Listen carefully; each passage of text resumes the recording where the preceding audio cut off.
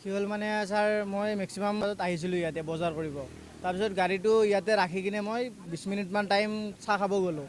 চাহ খাই মানে আহি নাপালোঁ আৰু গাড়ীটো ইয়াতে নাই। মেইন ৰাস্তাৰ কাষতে গাড়ীটো ৰাখিছিলোঁ পাৰ্কিং চেণ্টাৰত, কিন্তু তাৰ পৰা নাই, হেণ্ডেলটো ভাঙি লৈ গৈছে। চাবিটো লগতে আছে, কিন্তু গাড়ীটো লৈ গৈছে ইয়াৰ পৰা লক ভাঙি। লগতে আছে সেইটো চাবি। একো দেখাই নাপালোঁ মানে গাড়ীটো থওঁতে থৈ গ'লোঁ, হেলমেটটো আছিলে গাড়ীৰ ওপৰত, কিন্তু আহি নাপালোঁ আৰু 20-15 মিনিটমান পাছত গাড়ীটো লৈ গৈছে ইয়াৰ পৰা। নতুনকৈ লৈছিলোঁ মানে 3 মাহ হৈছিলে আৰু গাড়ীটো লোৱা।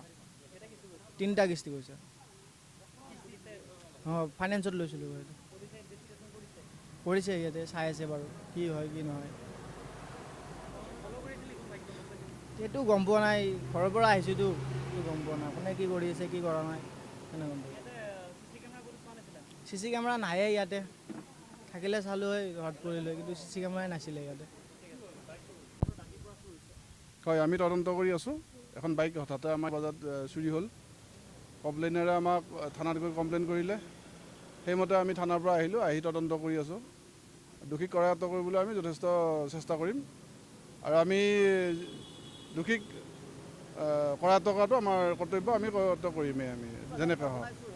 হয়, সঘনাই চোৰ হৈছে। আমাৰ ইয়াত কিছুমান দুষ্কৃতিকাৰী সোমোৱা আমাৰ অলপ সন্দেহ হৈছে।